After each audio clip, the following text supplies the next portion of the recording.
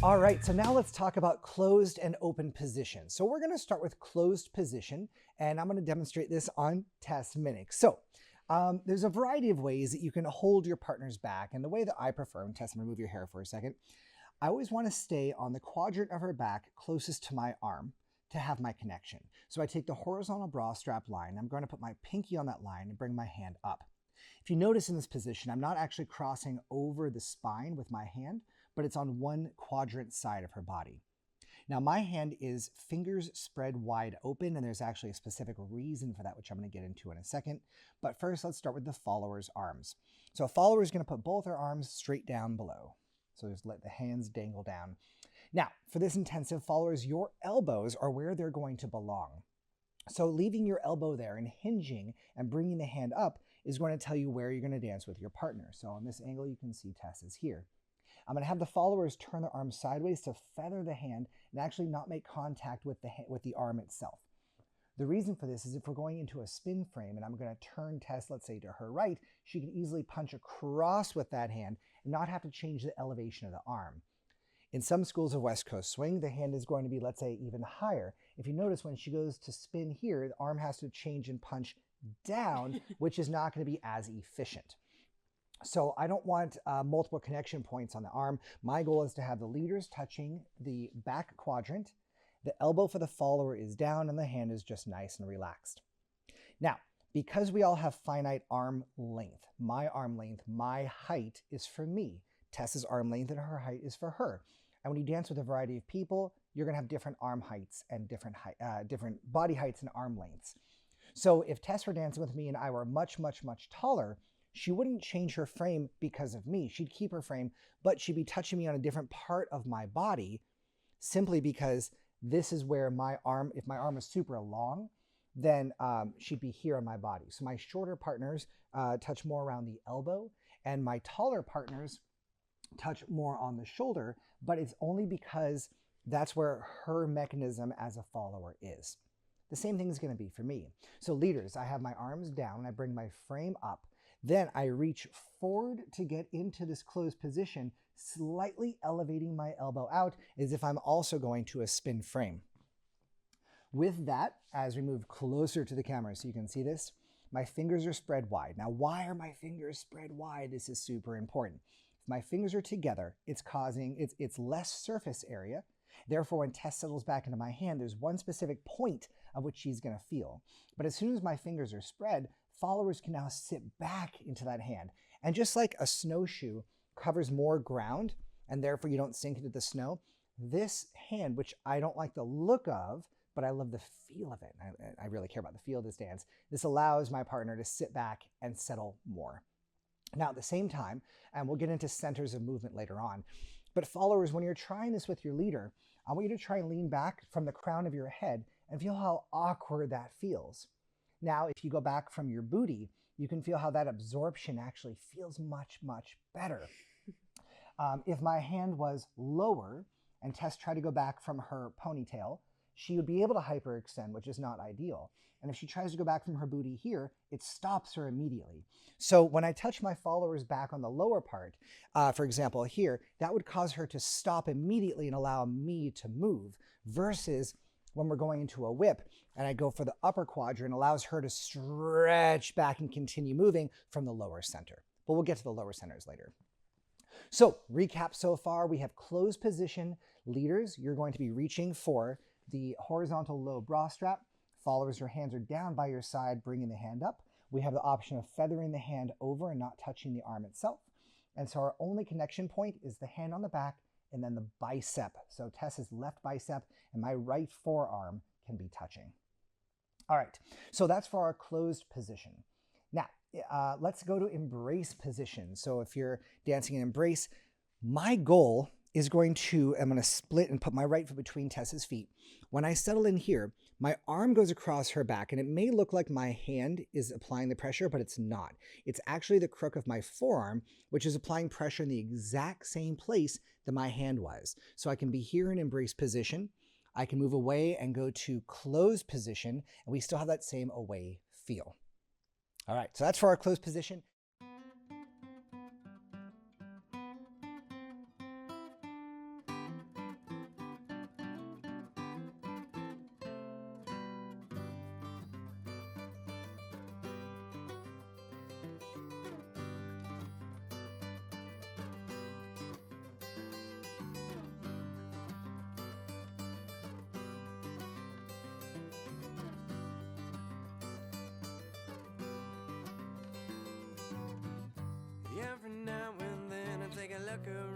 all the things I own, they wrap around my soul.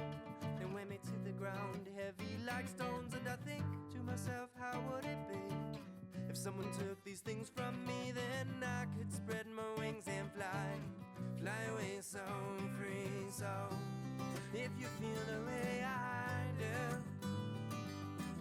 if you feel the hold your things have over you, then give it all away and walk with me.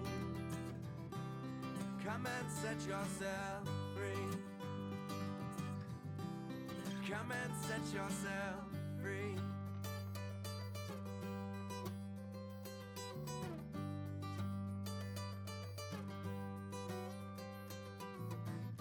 They can keep their cars and keep their closets full of clothes. They're platinum and they're diamond.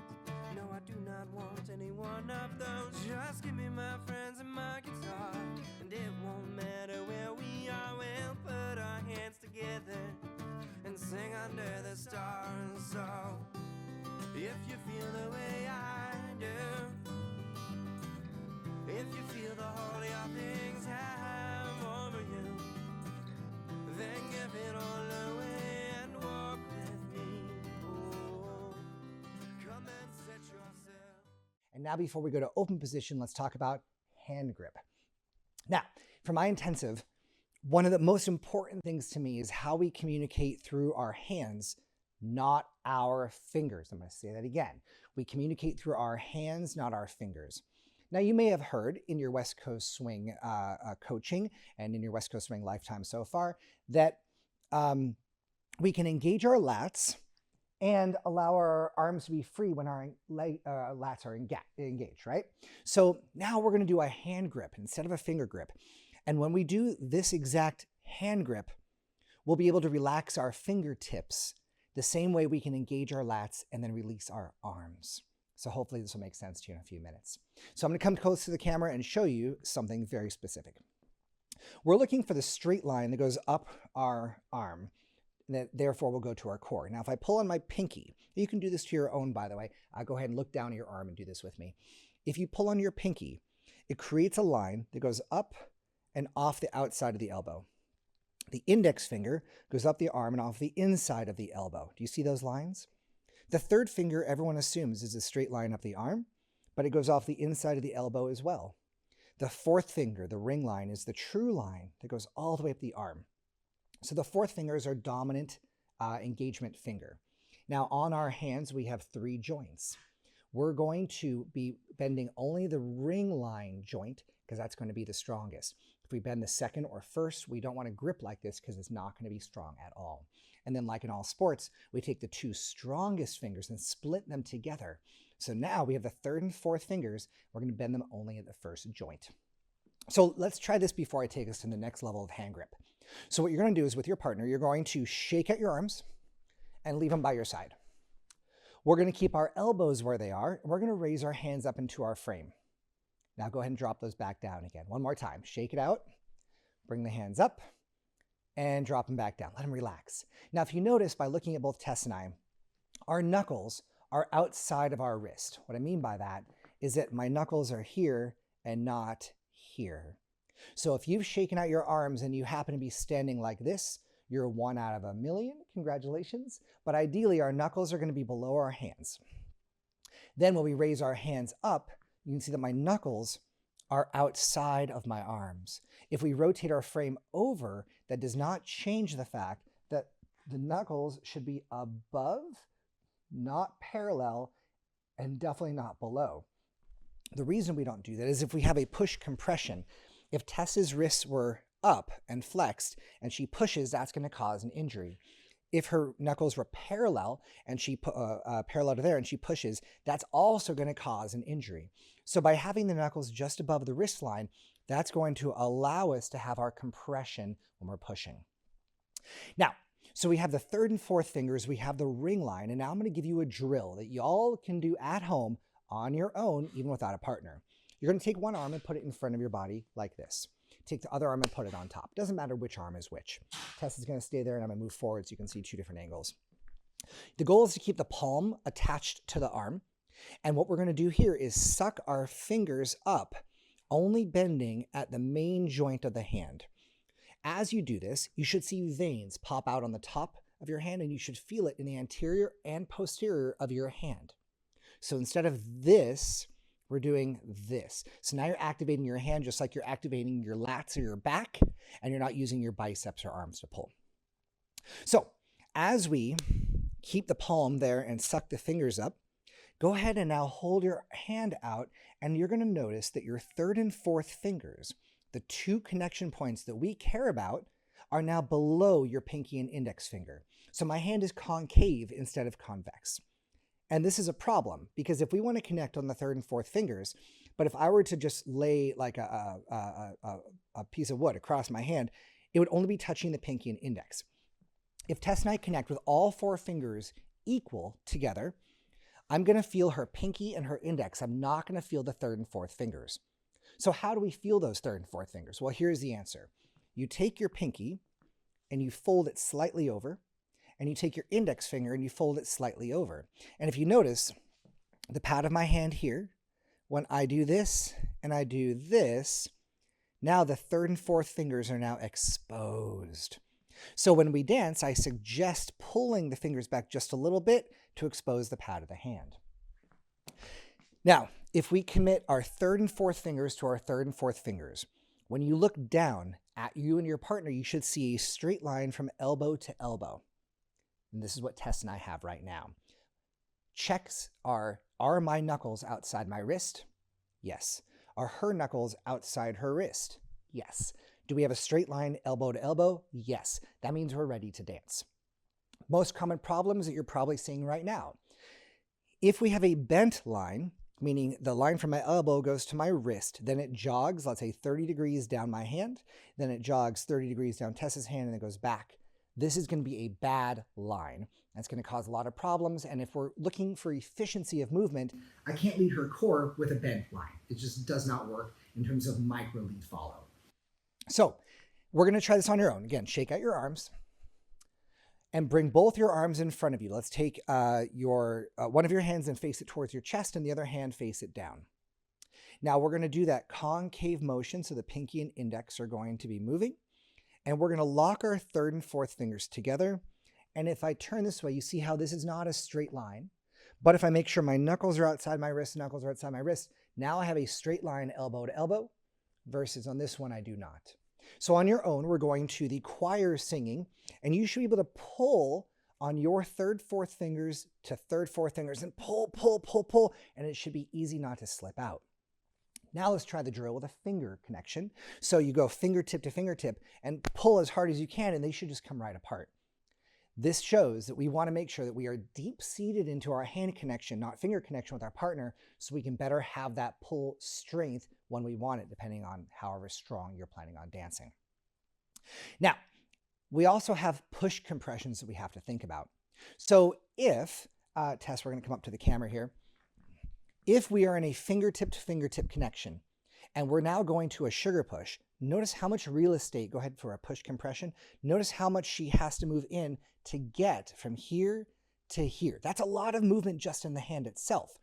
But if we have our massive hand grip here and we go to a push, there's no movement, or at least nothing that you can visually see. So we're going from a pull to a push to a pull to a push, and it's almost instantaneous, or as much as possible, versus here to here to here, in which case we could also miss, and that becomes dangerous when you punch your partner.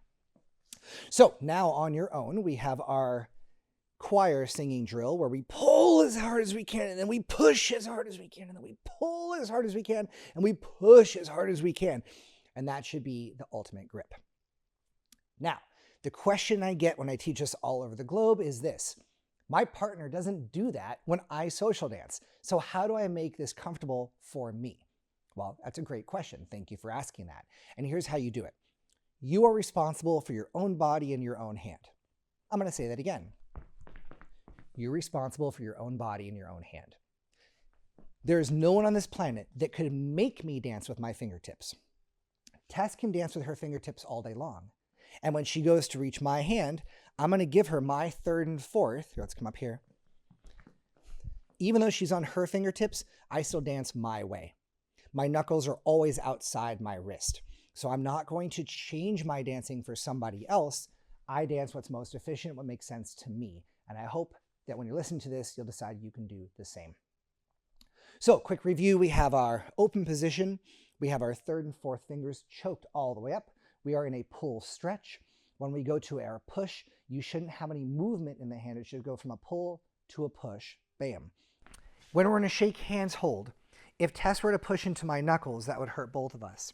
So what we do is we use the thumb and index finger, and we use this web of the hand. And when we can push those webs together, we have a super strong compression. Then if we're talking about ring line to ring line of the fingers with the pinky and the index finger pulled back, that's this position. So we can have a perfectly straight line elbow to elbow. This is our pull compression, and if we go to a push compression, the web of the hand holds it. And now look how tight that can be. So when we get into double resistance, this is going to be the easiest way to do it. So we're going to be using only two types of preps with this ultimate hand grip. The first one is a thumb between the follower's thumb and index finger. This tells you that you're either going to be bouncing back and forth or only doing one turn. We'll back up so you can see that. So from right here, you can see 1, 2, 3, and 4, 5.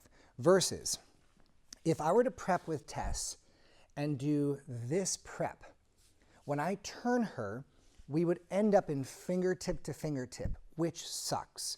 So the prep that I'm doing now is a third and fourth fingers into my follower's palm.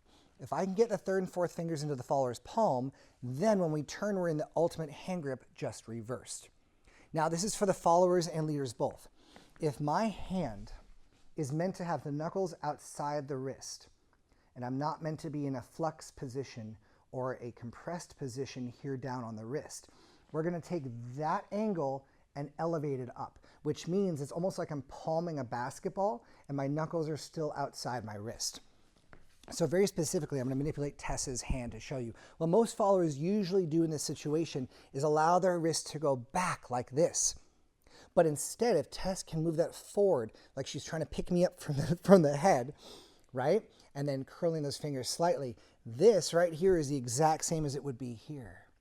That makes sure we're in the right position. From here, I could lead a single turn and get to the ultimate hand position, or I could lead multiple turns and end up in the appropriate hand position. But for the Doug Silton School of West Coast Swing, you are not allowed to prep heel to the fingertips of the hand at all. Does not work. To go to closed, we have our arms by our sides. We each have our arm length and our body height. So I reach for Tess's shoulder blade on her left side, and you can see that my fingers are spread wide. They are not fingers closed.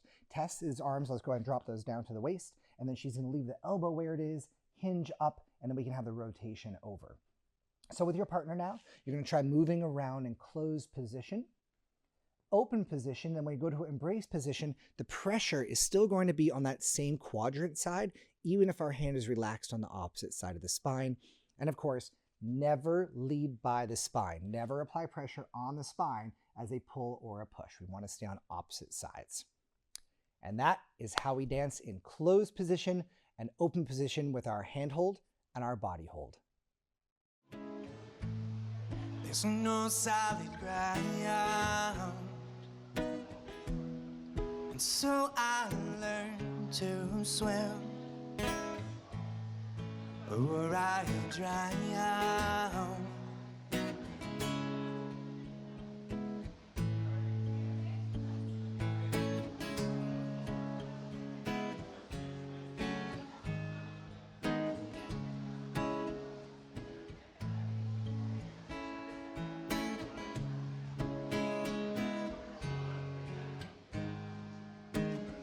I love the things I used to count on. I love the things I used to know. I love the ground I used to stand on. Slipped away into the ocean. The world is made of water. There's no solid ground, and so I learned to swim, or I'll drown. The world is made of water. There's no solid ground, and so I learned to swim, or I'll drown.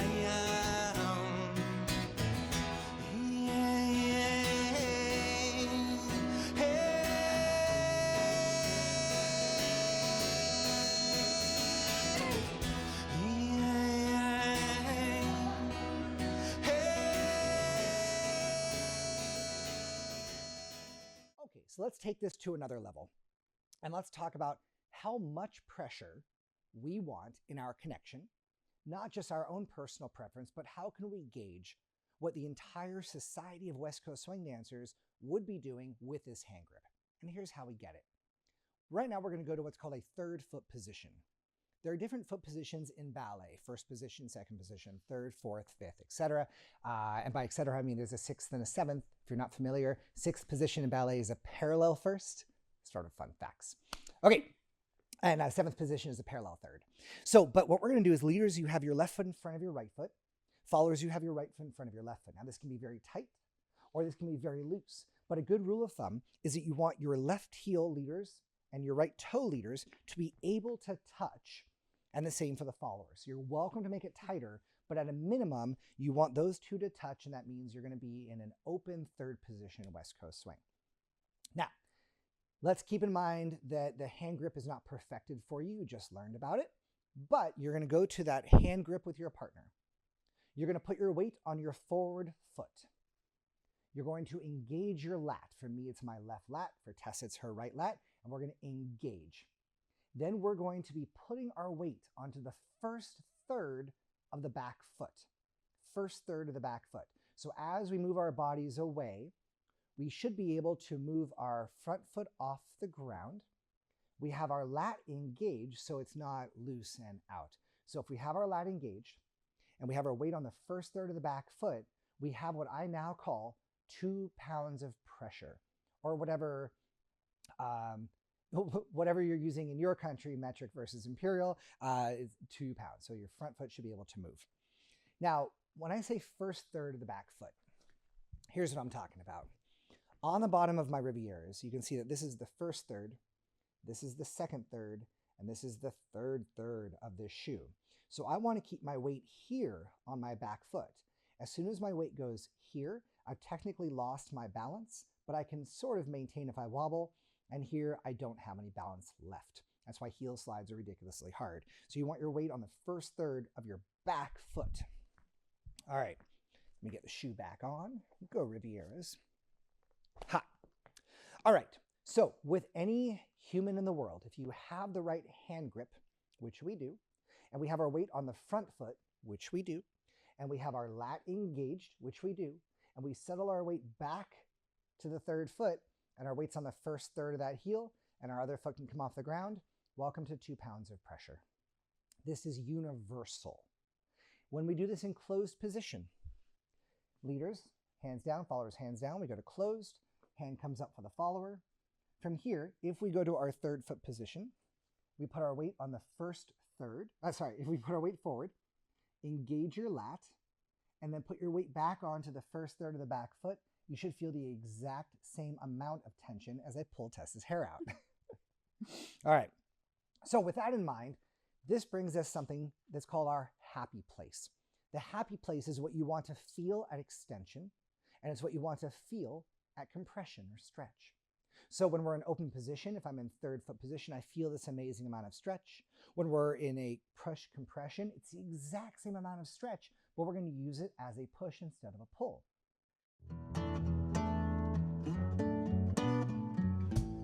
Lazy in the shade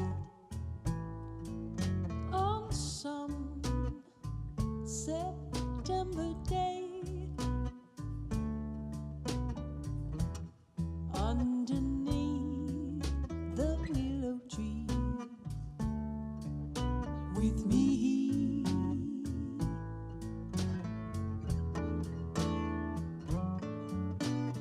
floating down the blade, colored leaf on parade, but it don't mean anything to me.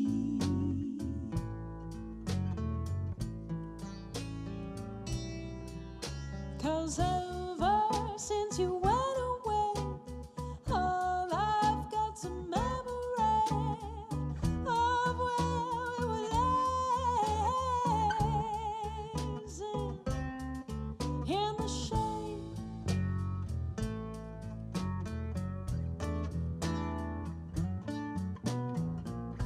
I still remember how we used to find familiar faces in the sky,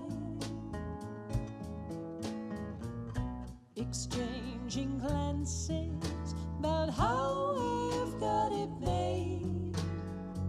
Now they're only asking why. I'm all alone. Now, in order to look at the communication between the partnership, and my goal, honestly, my goal is not to have a leader or a follower in this dance. I don't care about leaders or followers. I care about two people communicating. So at any point in time, Tess could make a choice and I can make a choice, and we're going to tell each other about it through our connection. So how do we do that? Well, this is called a positive lead, a negative lead, or a rotational lead. Okay? And positive, negative, and rotational, as long as we can agree on everything else before that, if we have our 2 pounds of stretch and I were to increase this by adding pressure, by pulling, if I already have a pull, I could do this from my bicep, I could do this from my hand, I can do this from my lat, I can do this from my body. Anytime I increase this pressure, Tess should have moved. That's what it means. When you feel an increase of pressure, we move. Now let's take it back one step. In normal everyday life, I walk up to Tess and I push her, and Tess backs up. Because that's normal life, right? Someone pushes you and you back up.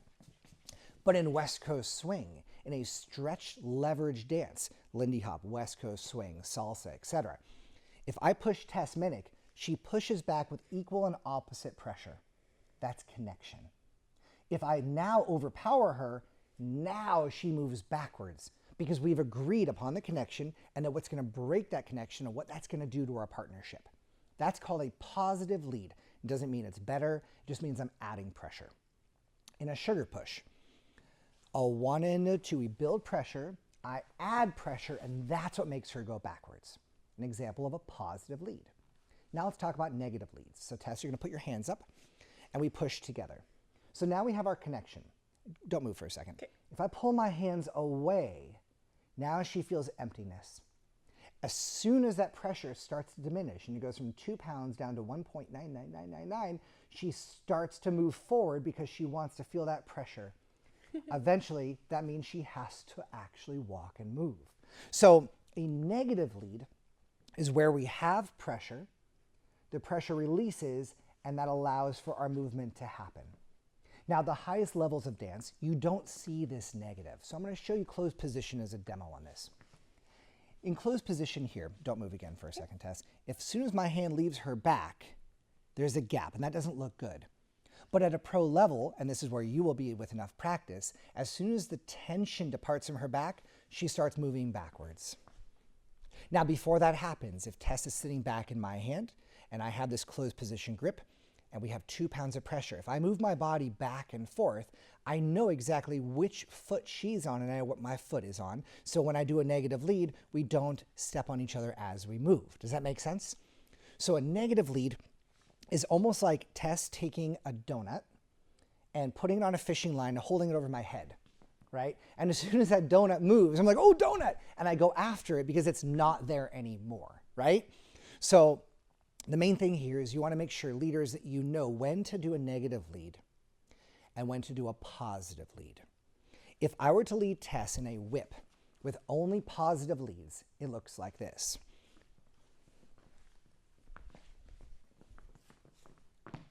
If I lead Tess Minnick in a whip with positive and negative leads, it looks like this.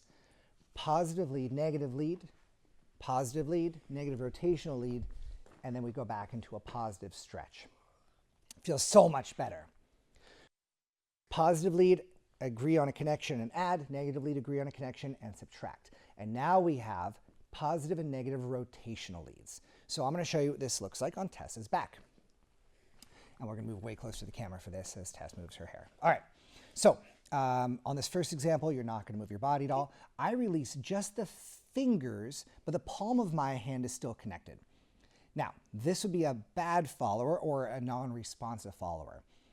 A responsive follower, as soon as this opens, she's going to want to do one of two things. One is to hinge her body and open to fill this space. In certain dances, like East Coast Swing, there isn't, to me, as much of the connection control in general, and so that would open her body to here. If we were to do that without the gap and she feels that motion and then opens her body up, it would create this. In West Coast Swing, we use a concept called spotlighting, which we'll get to in a little bit.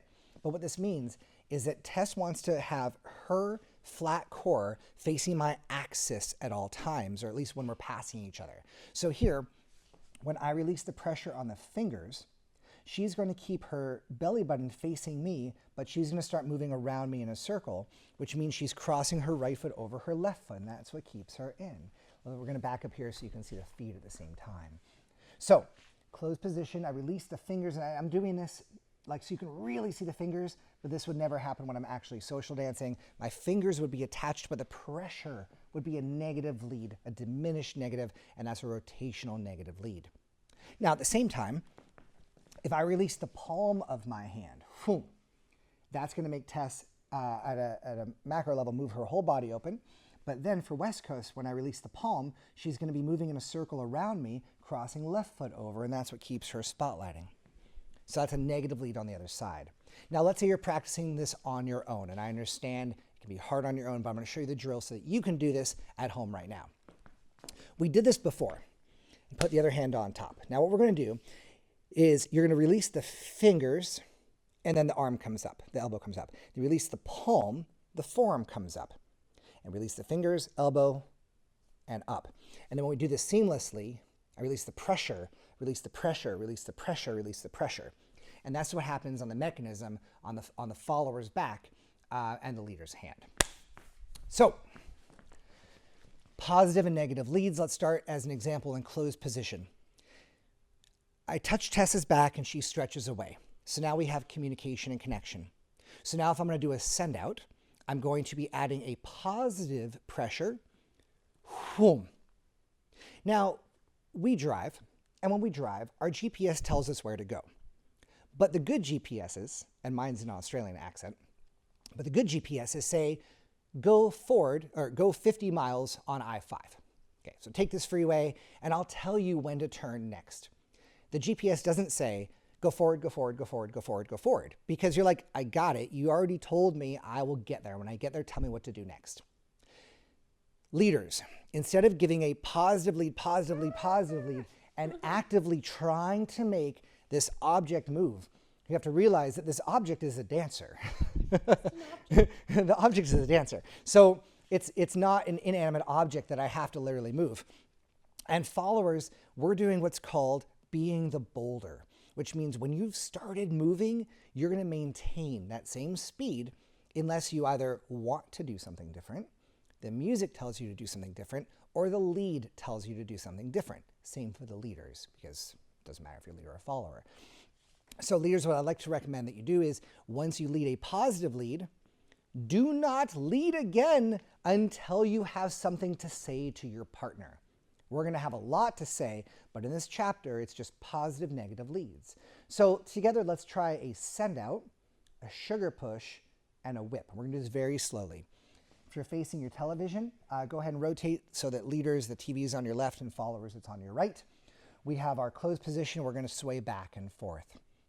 On our send out, we're going to give a positive lead. We're going to go to neutral.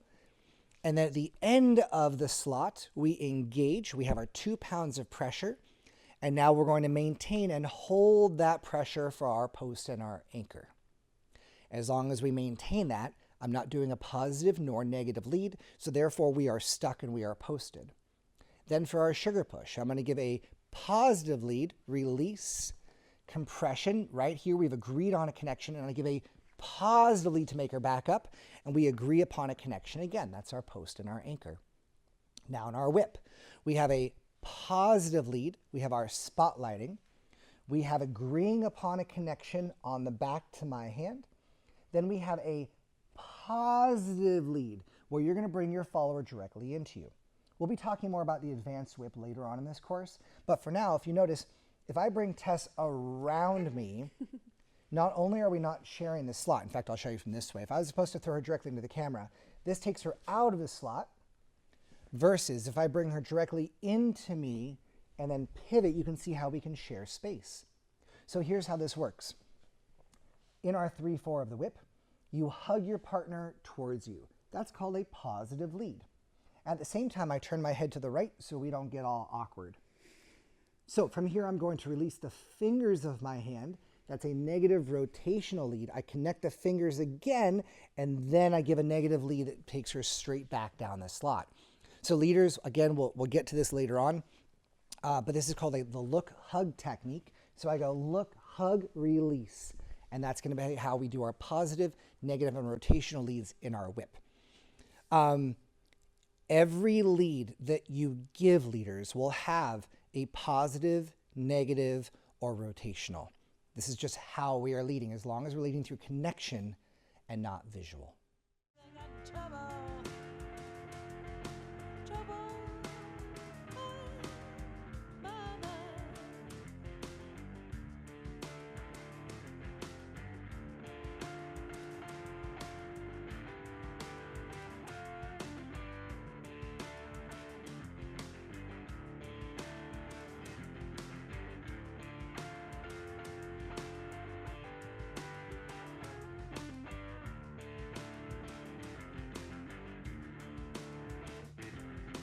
Trouble,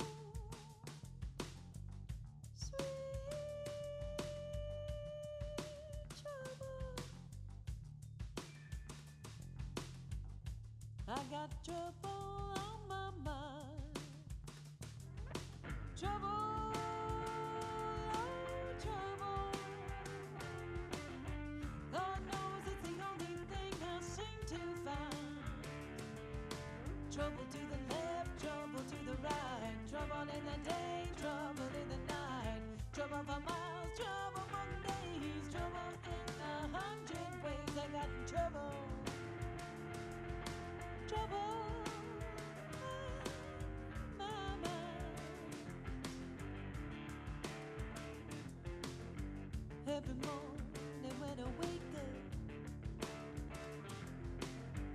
I got trouble in my makeup. It's jumping around my brain, it's pumping through my veins. I got a rumor in my mind. It's crawling on my skin, it's hiding in the weed. I know 1,000 ways to die. I need you now, I got a sick need. So let's talk about the 6 degrees of connection. Now, because we have this ultimate hand grip, we don't just have to have pressure that goes from a pull to a push. So if I push up on Tess's hand, she's going to counter that and push down. If I push down, she's going to counter that and press up. If I push out, she pushes in, and if I push in, she pushes out. If I pull, she pulls, and if I push, she pushes. So if I were to push up on her hand to gain connection and the hand just went up, that's not a connected hand movement. But if we're in the middle of a movement and I'm trying to turn her over the head, by elevating the hand and guiding it up and not actively articulating my muscles to ask for pressure, then that's the case that I would use that in. So when we have these 6 degrees of connection, this is pretty cool. If I were to push down on Tess's hand, don't move for a second, and I were to walk away, she would have broken that connection. But if I push down on her hand and I move my frame, she should be walking with me to maintain that. This isn't a constant connection. Neutral does not work in a lateral using an up and down pressure. It only uses a pull or push, or the physics that work within that mode. If I were to push in on Tess's hand and she pushes out, and I were to walk backwards and move my arm backwards, she would follow that connection. If I push into her hand and she pushes out, and I give a negative pressure, and don't move for a second, my hand goes out and she doesn't follow me, then she has not followed that negative lead. Therefore, I have two leads I can do here. The first one is going to move her sideways. So when I release the hand directly sideways without a rotational lead, she walks sideways. If I release the heel of my hand, as I release that energy, that would rotate her. That's pretty cool, isn't it? So these are the 6 degrees of movement within the hand.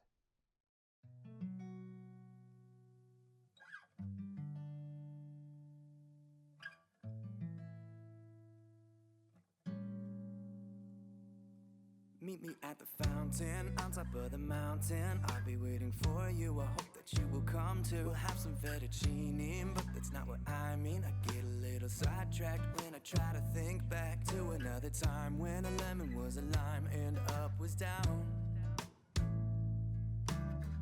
El ser humano más humano, pero en mí estás pensando. I don't have a car, we walk along its story, up above the rooftops of the houses and shops together, you and I and a little yellow lion. Step through the cool night air, pretty people everywhere. Tomamos un mojito, bailamos un poquito. I get a little closer until you tell me no, sir, but you never say it. Seems you wanna play this game with me too. The most human being. But is it me you're seeing? And as I walk along my way, a piece of me is still far away. But there's a little man on my shoulder who, as I'm getting older, tells me never look back, never look back. But I'm wondering, do you see me the same way? I'm wondering, do you see me the same way? I'm wondering, do you see me the same way now?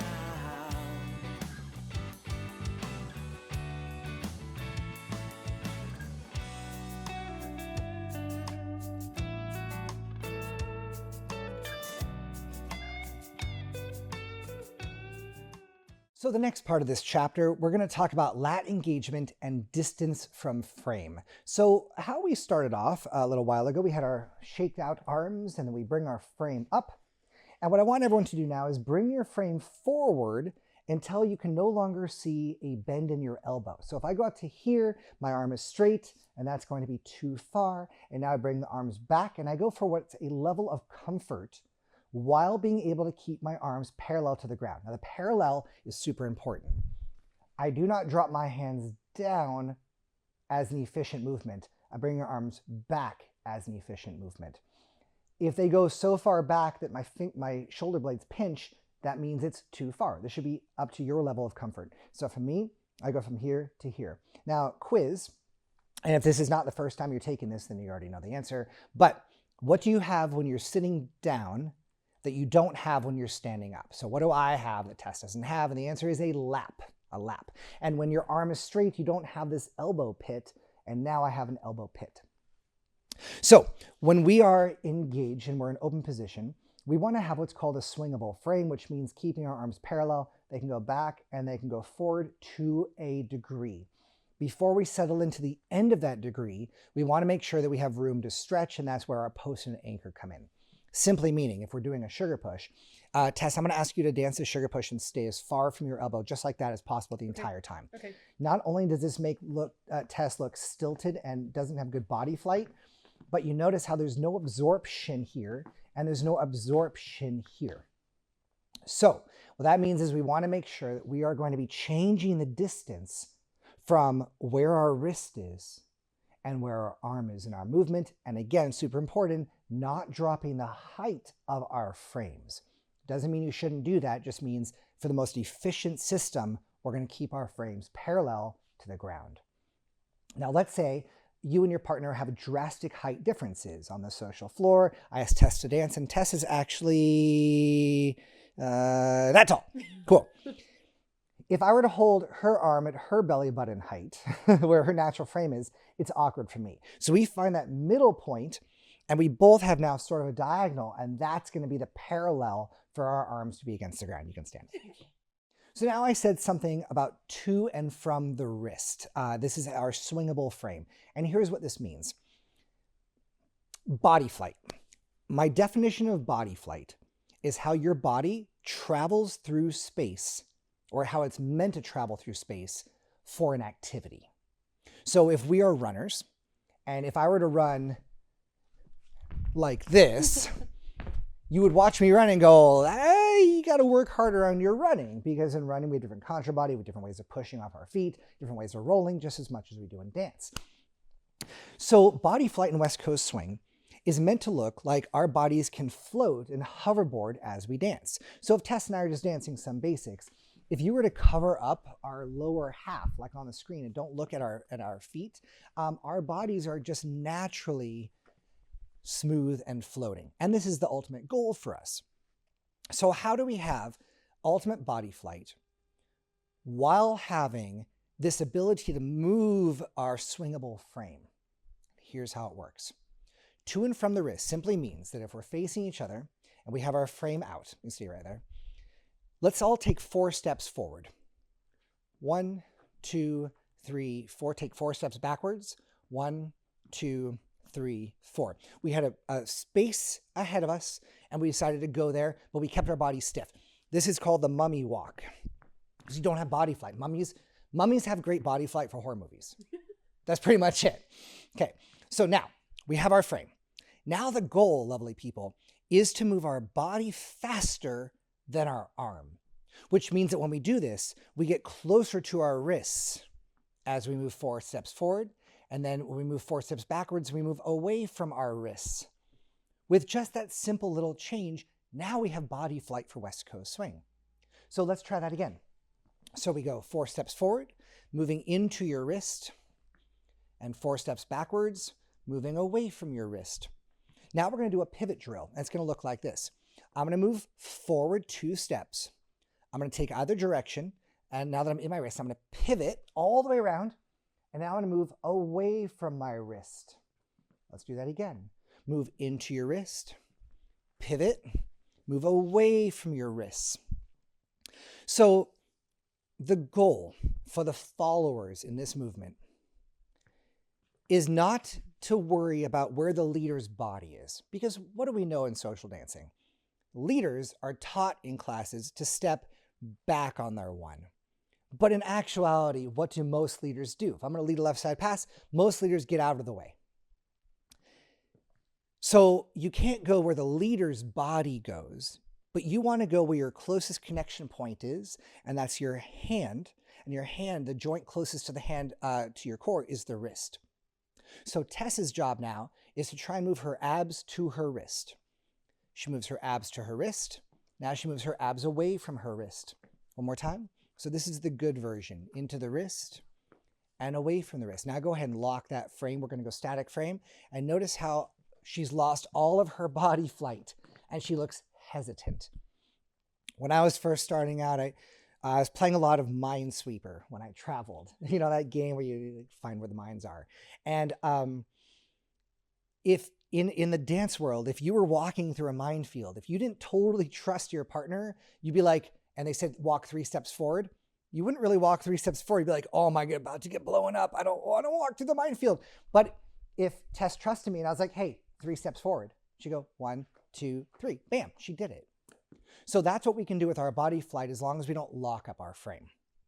Now, so the goal of the followers is to move into their wrist. The goal of the leaders is to allow this to happen. What I mean by that is on a generic left side pass, Tess, Minnick, I'm going to ask you to walk into your wrist. Oh, no. She can't walk into her wrist. Why not? Because I'm applying a positive lead the entire time. I'm keeping her wrist ahead of her. That's not fair to my partner, and it makes her feel like she's being dragged.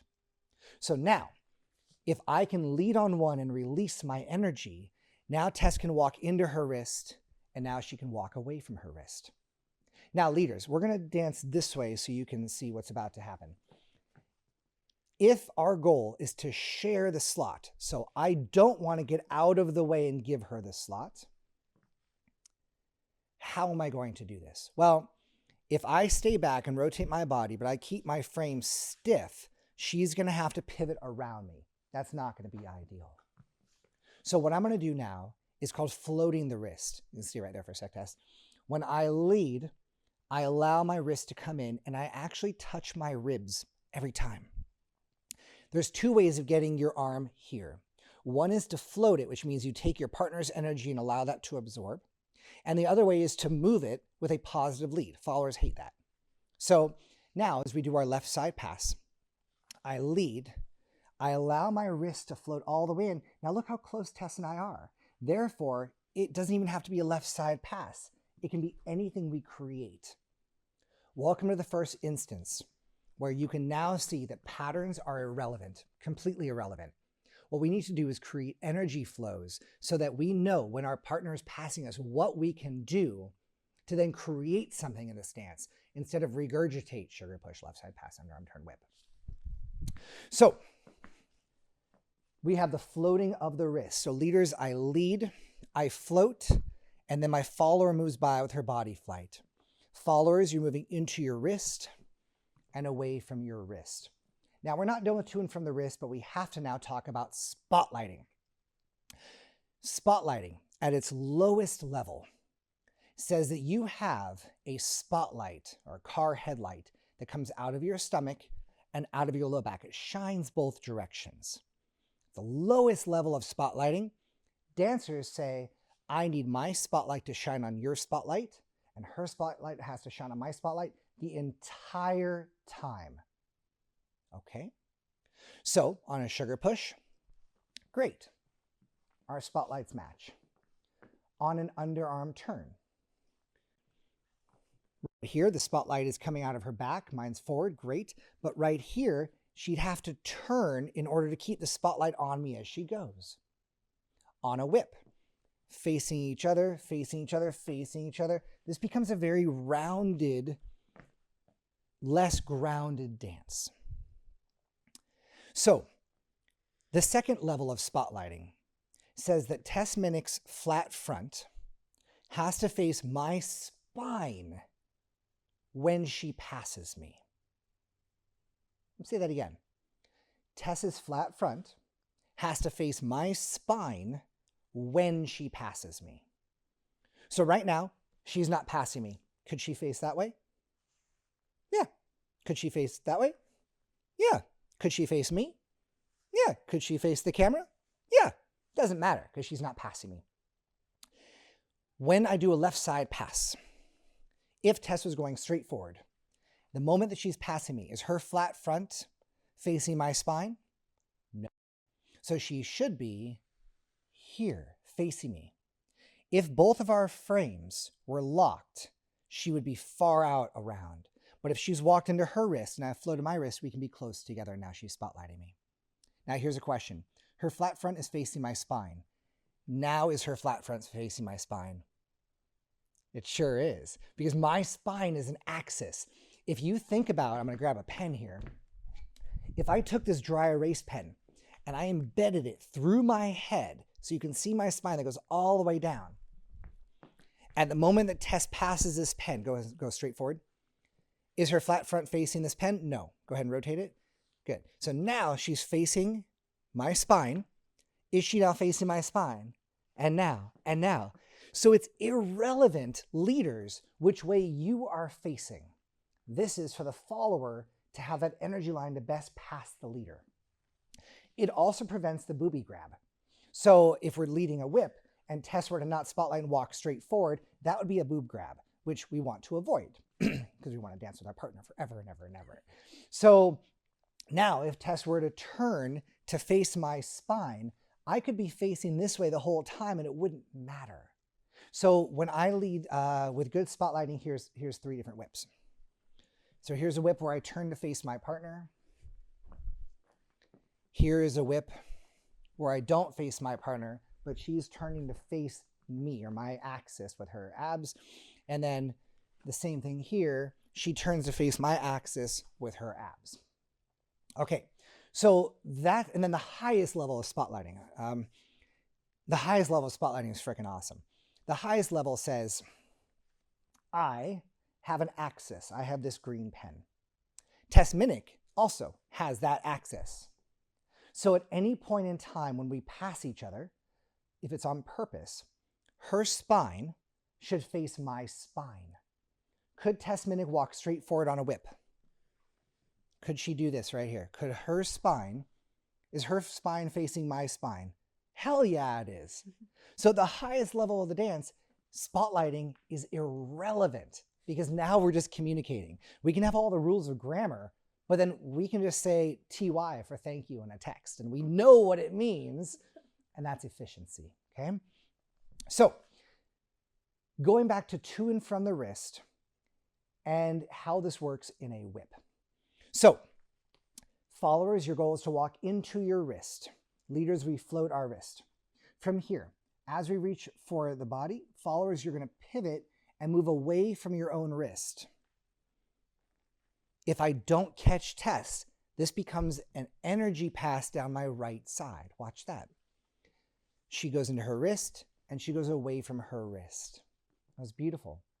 Lots of followers tend to do what's called the life preserver. They reach for the shoulder because they're not used to having this new hand connection on the outside, because in closed position here, sometimes followers want to get into here. So on this whip, Tess's arm is just nice and natural outside, which means when she passes me and keeps moving, she's not actually grabbing onto my shoulder as a life preserver. Now, if we have that spotlighting and tune from the wrist and I choose to catch Tess, that means we can create something else, but it's not a whip. How do you know when a whip is going to be led? The answer is you don't know. You know, followers, because of spotlighting, that you're passing down the leader's right side, but there's no guarantee that the leader is going to catch you. If the leader's intention was to catch you and the leader doesn't catch you, your job is to follow the energy trail to where you were first led. When you're being that boulder, when you're rolling down that hill and you're not going to move and you're not going to stop. So if I start Tess moving this way and spin her, she should keep going and keep spinning until I catch her. And that's what's going to allow us to communicate in the dance. So we have to and from the wrist, that mechanism there. For the drills for that, you're going to be just walking into your own wrists, moving away from your wrists. And now we're going to get into the pivot step. So the releasing of the heel. So actually, Tess, I'm going to have you lead me through this. So on a left side pass, and I'm now the follower, left side pass, 1, 2. If you notice, I've already started facing where my leader is. And here's how this works. After my 1, when I commit weight onto my right, if you watch my right heel, I release that heel and that rotates my body. So when I take a second step, I'm still moving in towards my own wrist. I'm spotlighting. And now I can move away from my wrist to get out. Watch that again. Move into my wrist, pivot, and move away from my wrist. So we're going to go back to this green awesome pen, and we're going to use our lower camera angle, and I'm going to show you this. I tend to also use lots of red solo cups for this exercise. Empty, of course. So I step my 1 onto my right foot. Then on my and I'm going to try and knock the pen over, and then I'm going to take my second step. If you don't do that, and I'm following a left side pass, if I go 1, forward, 2, and I try and turn, my hips and my knees have locked up. If your left side pass right now involves going forward, forward, forward, and then turn, triple step, you've ignored the rules of spotlighting, and therefore, followers, you are dancing a pattern. You're not dancing lead follow, or you're the highest level of the dance and you say, I'm walking forward because that's how I hear the music and that's how I want to express myself. So in your dance journey, you have to decide what level you are at. So when I'm dancing with Tess Minnick, who is at the highest level of our dance, If she wants to go straight forward, she's telling me that in the dance, I'm going to listen to that. If you're just beginning in this dance, or you're not actually familiar with all the movement mechanisms that we need in this dance, you should be focusing on spotlighting your partner, turning to face your partner as you pass. And that way you can decide how you want to integrate into this dance.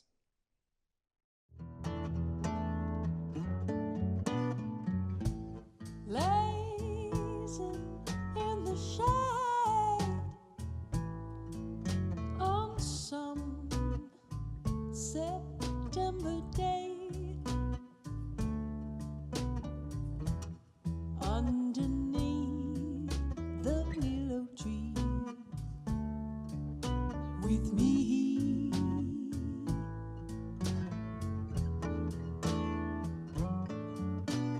Floating down the blade, colored leaf on parade, but it don't mean anything to me.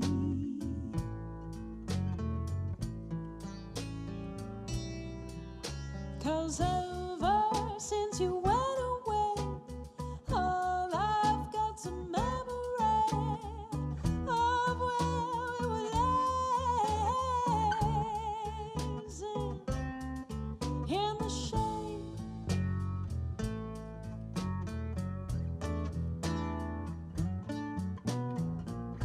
I still remember how we used to find familiar faces in the sky, exchanging glances about how we've got it made. Now they're only asking why. I'm all alone. Okay, so now I'm going to take you through the to and from the wrist drills that we would be doing when we're in a workshop anywhere around this country or around the world. And here's how it's going to work. I'm going to take the leaders through it first. Leaders, your arms are parallel to the ground on our sugar push, starting in third foot position. As we walk backwards, 1, 2, we allow our wrists to come to our core. Then as I move forward, I allow my wrist to move out and my body to move back. 1, 2, 3, and 4, and body moves back. Let's do that again. 1 and 2, 3 and 4, 5 and 6. Now the sugar push that you just did most likely has this footwork. 1 and 2, back and forward, triple step. In the next section, when we talk about doubles and triples, it's going to be very important. So I'm going to ask you to practice it my way and not the way you walked into this workshop. So we start in third foot position. We take 2 steps backwards. We go to third foot position to triple move, staying in place and loading backwards like we're trying to move away from our wrist. Leaders with me facing the television. Back, third foot position, triple step, triple. Again, back, triple move, staying in place. 2 more. Back, triple move. 1 more time. Back, triple move, stay in place. Leaders, now let's do our left side pass. Starting in third foot position. Very important that my elbow and my hand are in alignment before beat 1. And a 1 and 2. My wrist is now touching my actual ribs. If your arm is here, it should be here. Now when I rotate my body for triple, now my arm has changed directions. It was here, now it's here. That's a straight line of energy. So now I can move forward and then settle back. A 1, float the wrist, 2, 3, 4. And this way I don't have to get out of the way. I can stay directly in an open second position and then have my partner and I face each other as we pass. Why is that important? Because I don't know if it's a left side pass.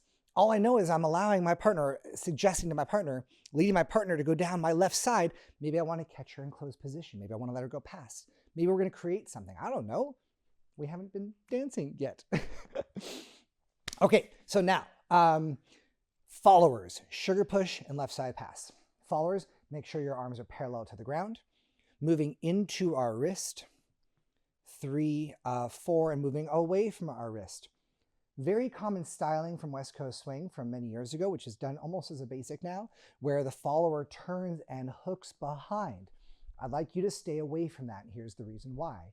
If the leader doesn't lead a sugar push and just walks back 4 steps, you're going to be stuck here, and your leader's going to go with a negative lead, and you'll be SOL. So trying to move into your wrist allows your 3, your right foot, to go forward to then go back. And then we try and move away from our wrist. And because we're not allowed to, that's what a post and an anchor is. So again, move into your wrist, move away from your wrist. Keep trying to move away from your wrist. In lots of workshops and classes, teachers say back and back in order to have you keep moving backwards to fill that space. 1 and 2, 3 and 4. But if I go just by the verbiage, back and back, I'm traveling a lot. As soon as I feel a connection intensified to that 2 pounds of pressure, that means I keep my weight going backwards, but I'm not actually moving backwards. It's just where the tension arrow is meant to go. Tension arrow simply meaning if I see tension going that way, I visualize like a green arrow that goes, keep going that way. Okay, left side pass for the followers. So moving forward on our 1, releasing the heel and moving into our wrist, 2. Moving away from our wrist, 3 and 4, 5 and 6. Move into your wrist, heel release, 2. Move away from our wrist. Triple. 2 more times, please. Move into your wrist, move away from your wrist. Last time, move into your wrist, move away from your wrist. Now, there's one thing I'm doing here for leaders and followers that you may not have noticed. Check this out. Left side pass leaders. 1 and 2.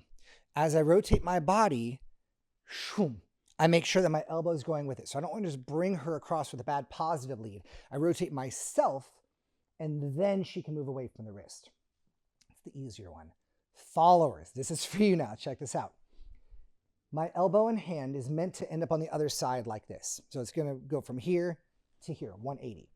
So if I move into my wrist and the leader applies a push compression, which we'll get to in doubles and triples in a second, it's going to push me out of slot. So I have to do a little extra, a 20-degree rotation with my elbow. So from here, I move my elbow to here, so when a push happens, it takes me right down the line, and then my elbow and my wrist are still in alignment. 1, 2, elbow, 3 and 4.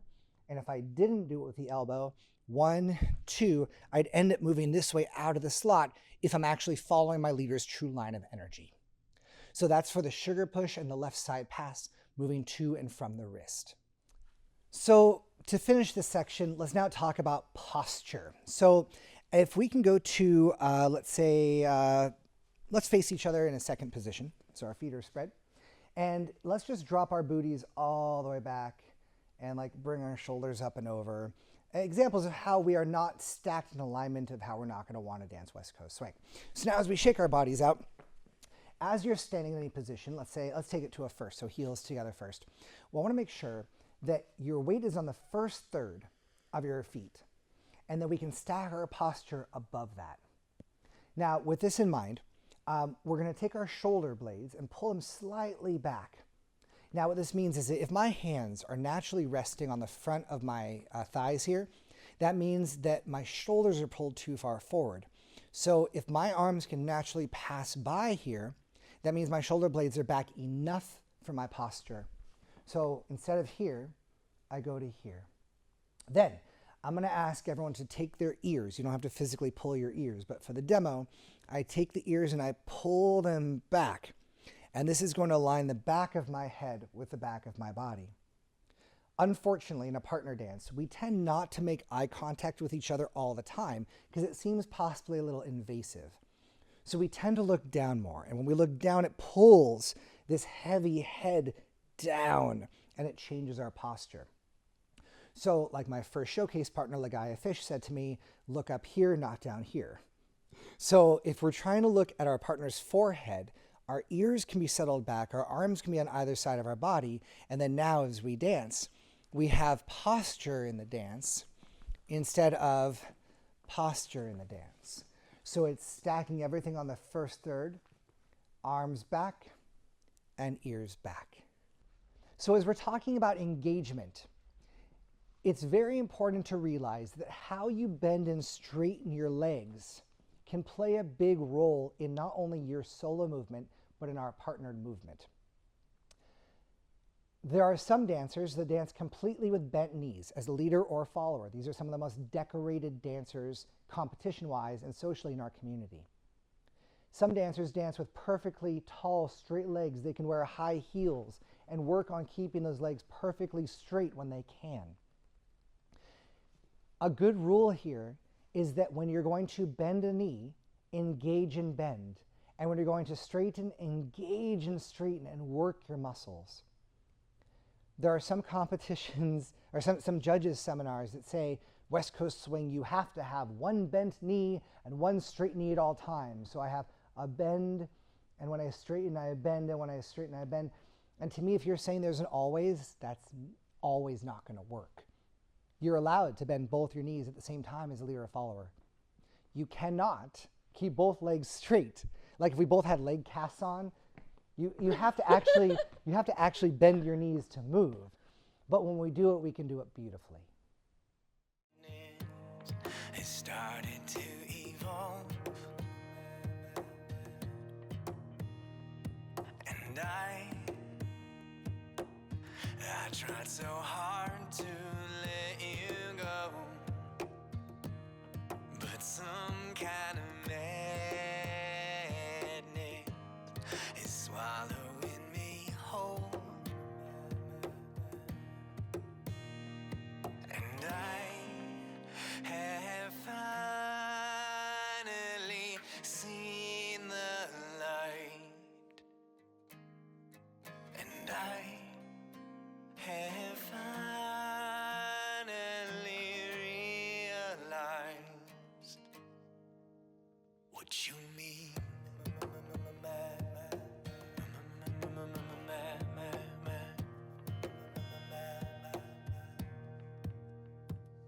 And now I need to know, is it real love? Or is it just madness that's keeping us afloat? And when I look back at all the crazy fights we had, like some kind of madness was taking